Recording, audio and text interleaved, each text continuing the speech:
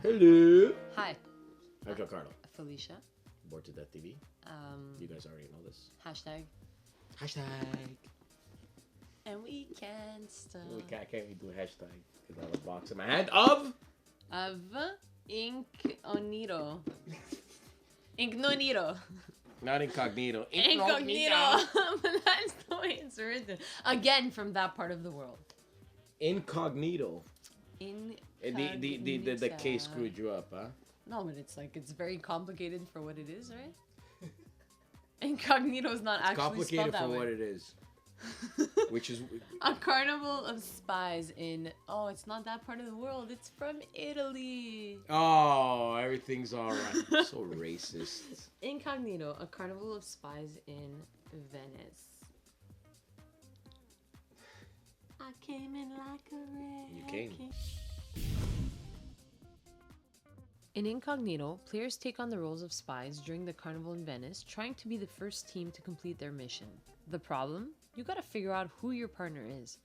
In the box you'll find a huge game board with the map of Venice and its locations, 16 figures in 4 different colors for each player, the ambassador figure, the Phantom of Prophecy randomizer with 10 colored balls inside, 4 passports with the mission statements, 1 notepad to keep track of clues, 32 cards comprised of 4 identity cards and 4 build cards for each color and player, 12 secret cards, 4 identity cards, 4 build cards, and 4 mission cards from A to D, and of course the rulebook.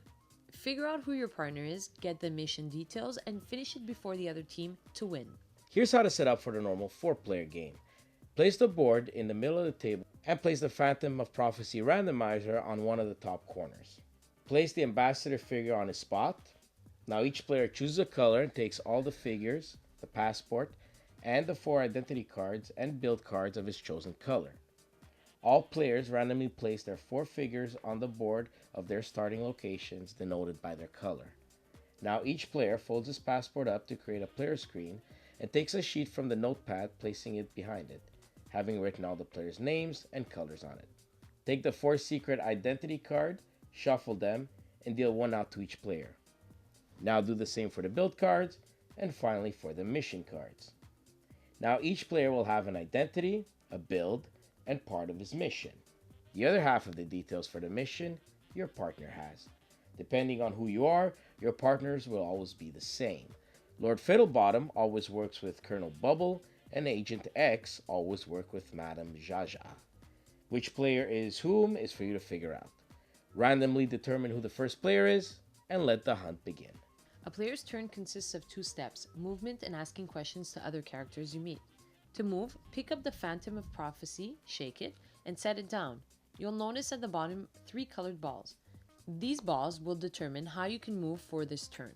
The orange and light blue colors are easy to remember for movement since it's color-coded on the map as well.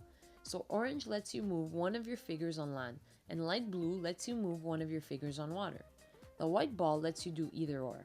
Black lets you move the ambassador 1 space, and finally purple lets you move another player's figure 1 space on either land or water. You're going to want to meet figures from the other player to get information. The more figures from other players you meet in a single turn, the better, since you'll ask them questions to get clues.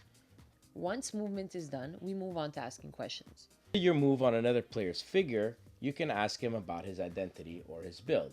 If the active player asks about identity, the other player you're asking about must reveal to you 2 identity cards and 1 build card, and one of those cards needs to be true. If the active player asked about build, then the player must show him 2 build cards and 1 identity cards, and again one of those cards must be true. The active player then jots down what the player showed him, and if he asks again the same player on subsequent turns, the player cannot show him the same 3 set of cards. The player can also choose not to ask a question and move his figure 1 space. This is useful in the end when he knows his mission and must be at a certain spot to complete it. If you are lucky enough to land on the ambassador, the active player can ask any other player about build or identity. This time, however, that player must show him 2 cards of either identity or build, depending on the question, and one of those must be true. What can we say? The ambassador has a big mouth. At the end of the asking question phase, one little step remains: expulsion. Here, the active player must move all other figures he shares the space with one space away. The player turn ends, and play passes to the next player in clockwise order. Eventually, you will figure out who your partner is. Try and get him to ask you questions, and if you think you're fairly certain he is your partner, instead of giving him your build or identity, you can give him any or all of your secret cards, be it build, identity, but more importantly, the other half of the mission. Once you know his and your codes, look behind the passport to decode the mission. Simply look at who you are, what letter you have, and your partners, and now complete the mission before the other team. Get to the designated spot and then extend your hand to your partner and say, "Mission accomplished." If the player shakes hands, reveal your identities and mission cards, and if right, you win. If, however, the other player chooses not to extend his hand because he thinks you're wrong, reveal your identity and mission, and regardless if you are right or wrong, the opposing team wins. So make sure you know who is whom and what mission is what. Inkognito has some nice mechanics and gameplay we haven't seen before. The deduction element of figuring out who your partner is actually quite fun, especially when you figure out who your partner is and are trying to confound the other team. There is, however, a luck factor in the game. Should the other players give you a build or identity that you already are in the first question you ask, you'll have a huge advantage. The other luck element you need to watch out for is the random placing of figures on the board at the beginning of the game.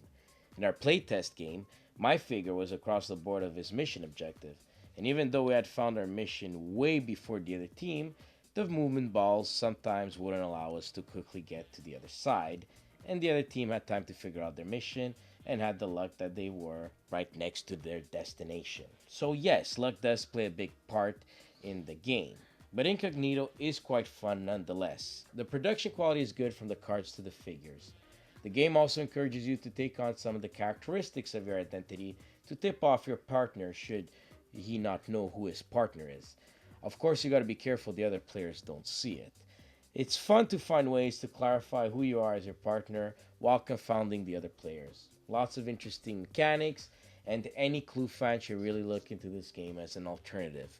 We give Incognito a 7 out of 10.